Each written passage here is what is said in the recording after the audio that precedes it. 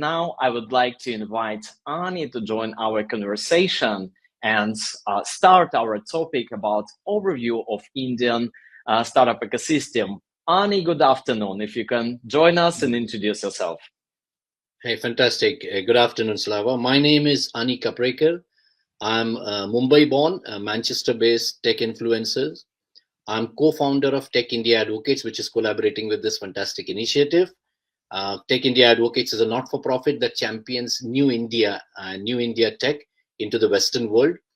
Personally, I'm also involved into tech and creative world. I sit on the boards of some creative organizations. So I'm at the intersection of tech, creativity, and startup and entrepreneurship. Slava, over to you. Thank you. Thank you so much, Ani, for your introduction. And I would like to start with the first question. We talk about the overview of Indian startup ecosystem. So how has Indian startup ecosystem evolved over the last decades, and what are the key factors driving its growth?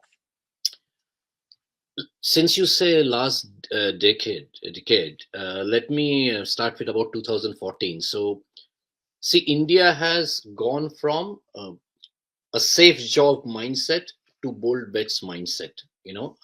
If you are a college dropout today, you are celebrated. Back in my days, 30 years back when I did that, I was an outcast. So there's a big mindset shift that has happened in India.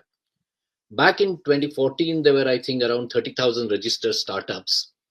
And by 2024, that's close to 160,000. So there's a big boom that's happening in the startup ecosystem in the world, in India, to make it the third startup ecosystem in the world. That's most important.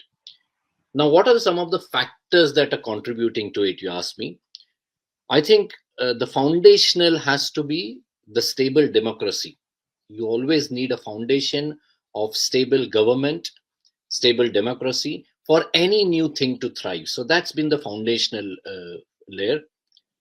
India also is now currently reaping the harvest of demographic dividends. So India is the youngest major economy with median age just about 28. So it's a young and energetic population.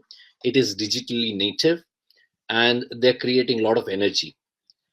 There's one key event that I'll draw your attention which contributed to a startup boom. Actually, two events. In 2016, India did something called as demonetization. I'm going to keep the politics out of it, but that pushed an entire nation for digital interactions. Just around the same time in 2016, Reliance Jio launched cheap data in India. So India has the cheapest data compared to the world. So going from $3 per GB to less than 10 pence per GB. What that did was that pulled 700 million consumers onto digital interactions, got into mobile connected. That also immediately fuels more innovation, more digital demand, more digital services. This followed with UPI and building up of digital public infrastructure. Then, of course, all the government tailwinds of Startup India scheme, Atal Innovation, Invest India. So India tried to doing business with India very easy. Followed by investment boom. So since 2014, Indian startups have raised about close to $150 billion investment, despite the pandemic, despite the overall what's known as investment winter currently going on. Last factor I will highlight is India has now created in the startup world new heroes for people to follow because it's a generational change. There was a time in India when cricket stars and film stars, they were the heroes, but now startup founders, and not just male founders, female founders also are the new heroes. So around 2011, India had just one unicorn. Now India is home to close to 110 unicorns or more. And many of these unicorns are led by phenomenal women leaders. So that has completely glamorized getting into the startup ecosystem. So Indian startup revolution, I say, is no longer a boom. It's a sustained movement. It's high energy and it's built on scale and ambition. Thank you so much for such a great overview of Indian startup ecosystem. Why do you think that India is the great destination for global startups and scale-ups? Do you have any particular insight on that? So you asked me, why is India essential for global startups? I Yes. can give you 1.4 billion reasons. I mean, that's just the scale of India. So if you're not thinking about India currently, then you're already behind. See, India is now the ultimate consumer market.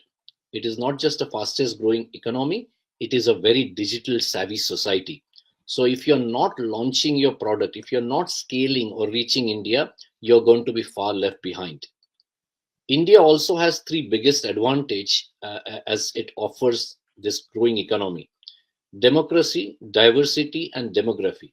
India is stable as a democracy, so it's great for business to grow. It is diverse, which means across India, needs are different, and you can have more innovation that's fueled by this diversity.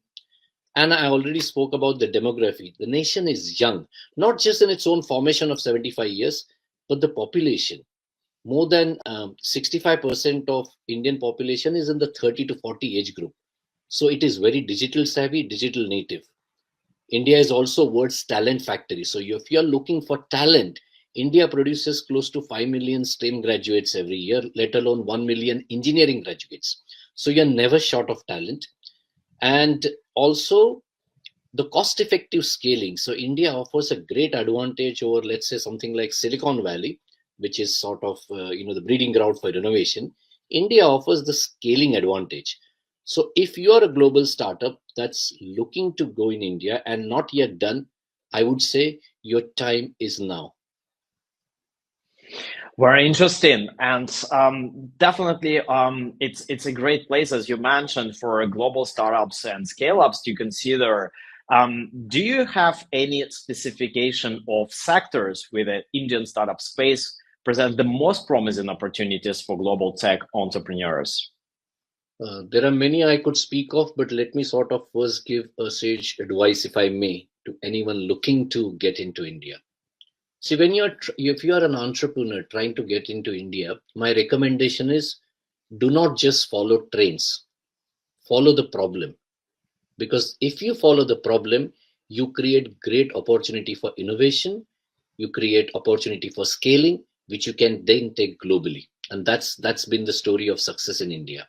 Now, which are some of the sectors that are emerging? There are other panelists who will, of course, talk about it.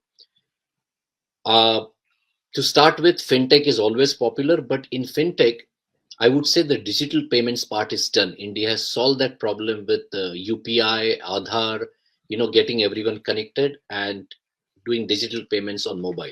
That problem is solved. The next big problem is about financial inclusion and lending. So now, someone like Nitin Kamath of Zerodha, he rewrote the books of India's stockbroking. Now, the problem still remains that over 190 million Indians still lack access to formal credit scoring, lending. So that's a big market gap to be plugged. So fintech is one, AI and deep tech, of course, second. It's a global powerhouse in making, because I spoke earlier that India produces about 1.2 million engineers, and AI professionals. So that's going to be a sector where one can focus on AI and deep tech, health tech and med tech.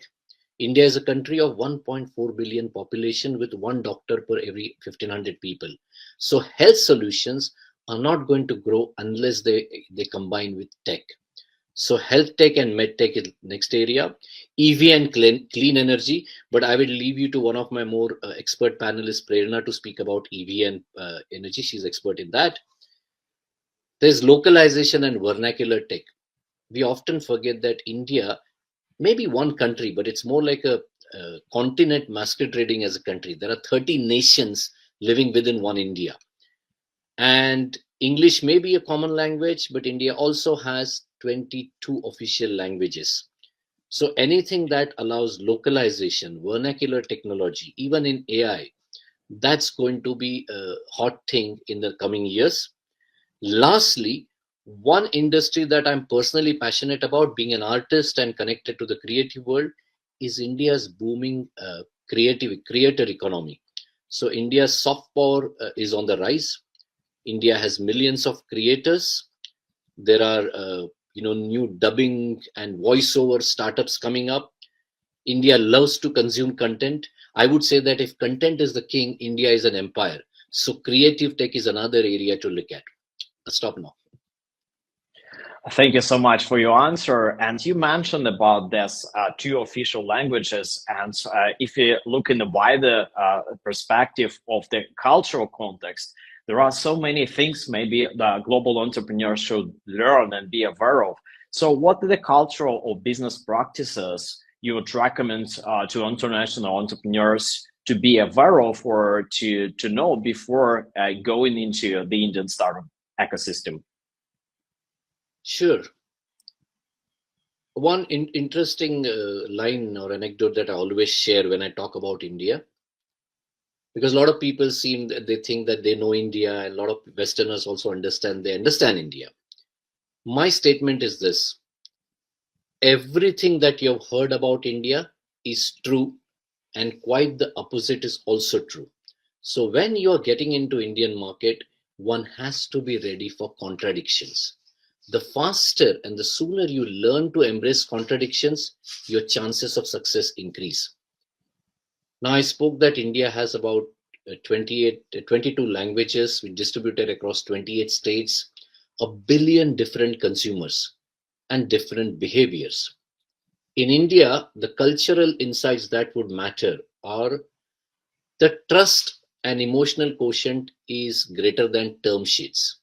So if you think that the deals get made in boardrooms, yes, but the deals get also made in over a conversation on a chai, watching a cricket match or enjoying a cinema. So in India, you have to remember trust factor always scores more over formality and term sheets. Secondly, one has to be also ready for speed and scale, because once India likes something, the demand can scale and shoot up very fast. But that's the advantage for startups. If you can play the scaling game with speed, then you can win. India is also very prime sensitive, at the same time likes to be brand loyal. So if you see the old economy, the kind of brands have become popular, may it be from something like Fevicol to Nirma, there is brand loyalty. So initially Indian consumers will be price sensitive, but once they sign up to their brand, they will stay. So one has to know how to play the emotional quotient game, not just the intelligence quotient game. In fact, I would say the order is in India, moral quotient over emotional quotient over intelligent quotient. So that's to be remembered. India's regulatory complexity also has to be understood. India is getting now more simplified and easy to do business with, but you need to be prepared to play the long game. Some of the rules that apply in the Western world and other places may not apply in India. So you have to be open to embrace the contradictions which I said earlier. And the last and something that I'm more passionate about these days, which I end up talking to global founders, that do not just go to tier 1 cities and urban centers, big urban centers in India. The real growth is also happening in tier 2 and tier 3 cities. Slava, like in UK, we talk about leveling up, and going beyond London. So similarly in India, it's going beyond the famous 7 or 8 metros or cosmopolitan cities. India is also home to more than 100 tier 2 cities. Now these tier 2 cities create new needs, new innovation. So if you are able to tap into all these areas, your chances of success are high in India. Thank you so much, Ani,